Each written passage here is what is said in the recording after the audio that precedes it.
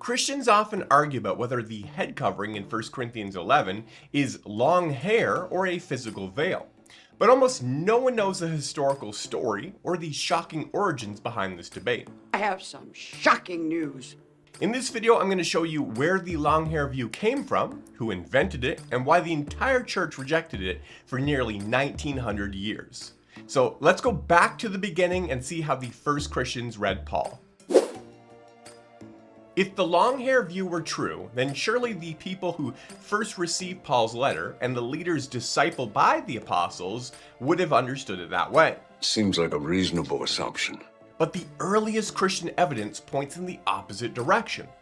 The strongest historical evidence that we have comes from the Church of Corinth itself, the very people that Paul wrote to. Now, we have the letter of 1 Corinthians, but imagine if we also had testimony about how they understood that letter based on their actual practice. That would be helpful. Well, for head covering, we do. Tertullian, writing around the year 200, gives us a rare glimpse into the practice 150 years after Paul's letter. In his book, The Veiling of Virgins, he argues that head covering is not only for married women, but also for all women, including virgins. All the single ladies! He comments on how the Corinthian church applied Paul's teaching. So too did the Corinthians themselves understand him. In fact, at this day, the Corinthians do veil their virgins. What the apostles taught, their disciples approve.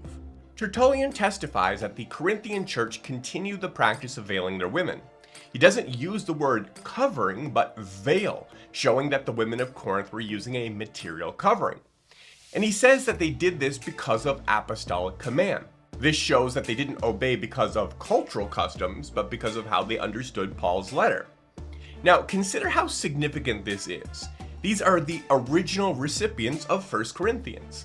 Their church was only a few generations removed from Paul. They knew the language, the culture, and the context that Paul wrote in. And they were still obeying him by wearing veils, not simply growing long hair.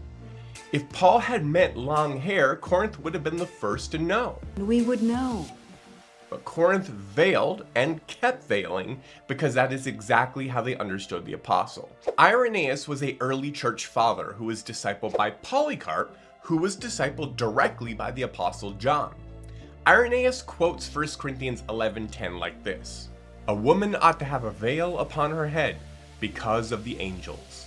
Now, you'll probably recognize that that is not what the English text says. It says a symbol of authority, but Irenaeus replaces that with veil, showing that he understood Paul to be referring to a material head covering. This carries real weight. Irenaeus was a native Greek speaker, writing his theological works in the same language that Paul used. And through his discipleship, he was just one generation removed from the apostles themselves. So when he renders Paul's words as a veil, it shows how the earliest Christians understood the command. If Paul meant long hair, Irenaeus would have known it. Instead, his reading confirms that Paul was referring to a material covering. Two more early witnesses make the same point. Clement of Alexandria, a theologian and dean of the Catechetical School of Alexandria, wrote, "It is becoming for her to pray veiled." Again, he says veil instead of covered, showing how he understood the command. Hippolytus, a presbyter in Rome, instructed the church, "Let all the women have their heads covered with an opaque cloth." Once again, an unmistakable reference to a cloth covering, not long hair. And these are not cherry-picked references. There was not one Christian who understood the covering as long hair until the modern era.